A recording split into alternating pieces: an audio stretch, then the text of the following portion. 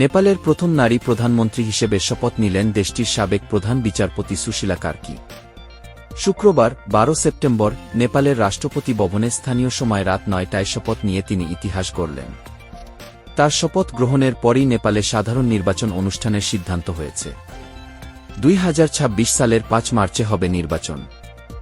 NDTV জানায়, নেপালের Gen Z আন্দোলন প্রেসিডেন্ট রামচন্দ্র পৌডেল এবং সেনাপ্রধান অশোক রাজ সিকদেলের মধ্যে আলোচনায় মতৈক্য হওয়ার পরই কার্কিকে অন্তর্বর্তী প্রধানমন্ত্রী করার সিদ্ধান্ত হয়।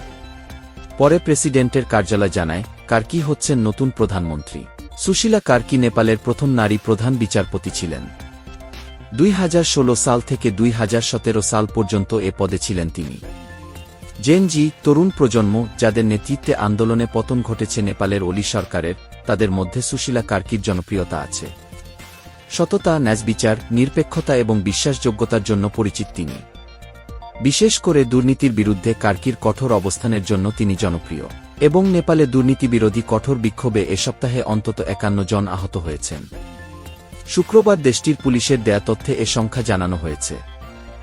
দেশটিতে সরকারের পতনের পর তৈরি হওয়া পরিস্থিতির পূর্ণ চিত্র ক্রমেই স্পষ্ট হয়ে উঠছে। এদিকে জাপানে ১০০ বছর বা তার বেশি বয়সী মানুষের সংখ্যা বেড়ে প্রায় ১ লাখে পৌঁছেছে বলে শুক্রবার ঘোষণা করেছে সরকার। দেশটির স্বাস্থ্য মন্ত্রণালয় জানিয়েছে, টানা ৫৫ বছর ধরে নতুন রেকর্ড গড়ে জাপানে শতবর্ষীদের সংখ্যা সেপ্টেম্বরে দাঁড়িয়েছে ৯৯,৭৬৩।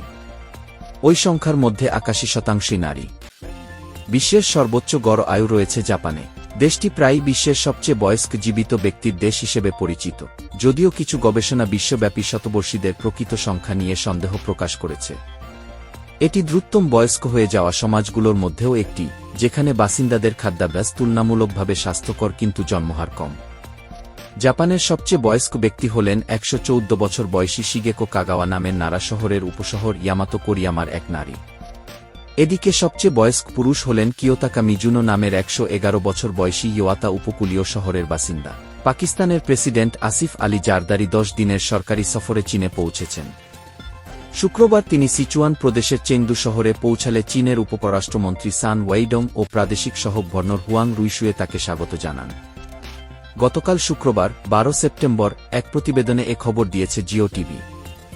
জারদারির সচিবালয়ের এক বিবৃতিতে জানানো হয়েছে, এ সফরে জারদারি চীনের শীর্ষ নেতৃত্বের সঙ্গে দ্বিপাক্ষিক সম্পর্ক জোরদার, বিশেষ করে চীন পাকিস্তান অর্থনৈতিক করিডোর সিপিইসি, বাণিজ্য ও বিনিয়োগ সহযোগিতা বিষয়ে আলোচনা করবেন।